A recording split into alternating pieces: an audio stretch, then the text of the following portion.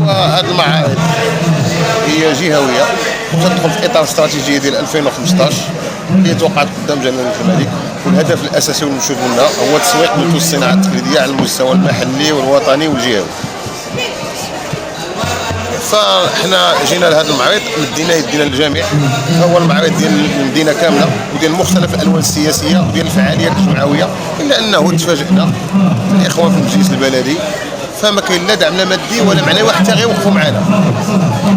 فبالنسبه للكهرباء ديال الشابيطو او ديال الاروقه، فلاول مره في تاريخ المغرب على ان الغرفه تتخلص. حنا ما عندناش ميزانيه للغرفه، هادشي غنأديوه من جيبنا، وهذه مصلحه ديال الساكنه ديال المدينه وديال الصناع التقليديين من انحاء المملكه. الاشكال الثاني حنا بغينا غير وجود، واش حنا نوقفوا على شاحنه نوقفوا على كابلي الزياده حتى الزواق.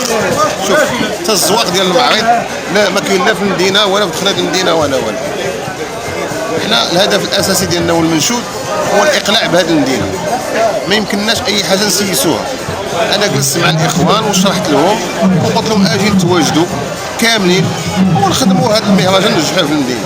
الا انه ولله الحمد فالمهرجان ناجح بالوجود ديال الفعاليات الجمعويه ديال هذه المدينه وديال الاخوان ديال الاعلام على المستوى المحلي وحتى على المستوى الوطني، والدعم ديال العامل ديال الاقليم وديال السيد الباشا والسلطات المحليه. ولا حول ولا قوه الا بالله. الاخوه الله يديم. شكرا.